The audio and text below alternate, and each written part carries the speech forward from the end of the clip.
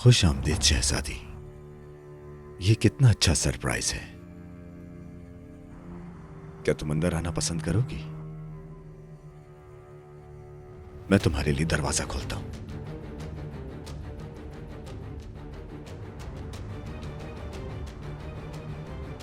बारिश होने वाली है, भीग मत जाना, अंदर आ जाओ। तुमने जो किया वो काफी नहीं था क्या?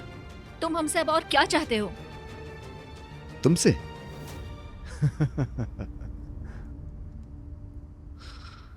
कौन हो तुम? सब जानती हूं मैं। जिलान, मेरे बाबा, और नफीस को गोली मारी जानती हूं। तो तुमने आधी रात को मेरा दरवाजा क्यों खटखटाया है प्रिंसेस? क्या तुम्हें मेरी याद आई? तुमने अब तक जो किया उसकी कीमत अदा करोगे।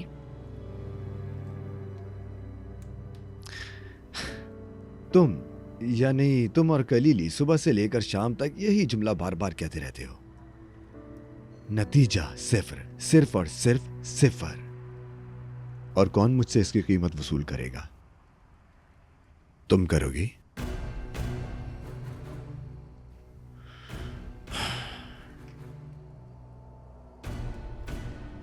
मैंने कुछ दिन पहले तुम्हारी मां को देखा बराक। वो खैरियत से हैं, फिक्र मत करो। मैंने सलाम दुआ ली उनसे, लेकिन मैंने उन्हें यह नहीं बताया कि बेगैरत रुस्तम ने तुम्हारे बाप को गोली मारी है, क्योंकि वो एक बीमार औरत है। ऐसी बातें उनसे नहीं करनी चाहिए। तुमने बाबा को गोली मारी है। रुस्तम ने सिर्फ इल्जाम अपने ऊपर लिया है। तुम्हारे बाबा मेरा दाएं हाथ थे। वो मेरी पुश्त पे ढाल बनते और मैं उनकी पुश्त पे। बेशक मरने वालों के बारे में बात करना अच्छा नहीं लगता, लेकिन तुम्हारे मरहूम वालिद, वो इतने मुहज्जिब आदमी भी नहीं थे बराक। हाँ, ये सच है। जीलान तुम्हारी बहन नहीं है, वो नफीस की बेटी भी नहीं है।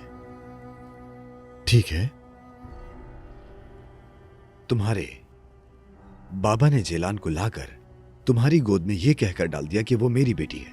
क्योंकि तुम ऐसा चाहते थे। हाँ बिल्कुल, मैं ऐसा चाहता था, लेकिन तुम्हारे बाबा ने ऐसा किया।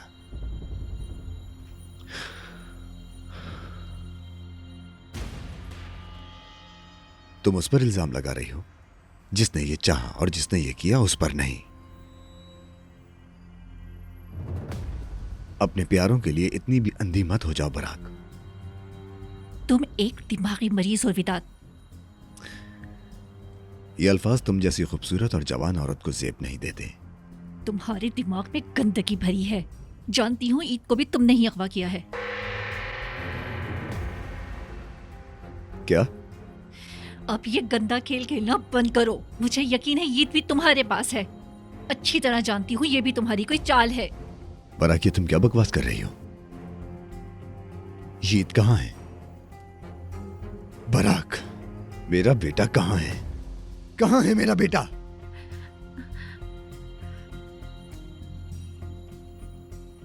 ईद नहीं है, वो गायब है। हर कोई उसे ढूंढ रहा है।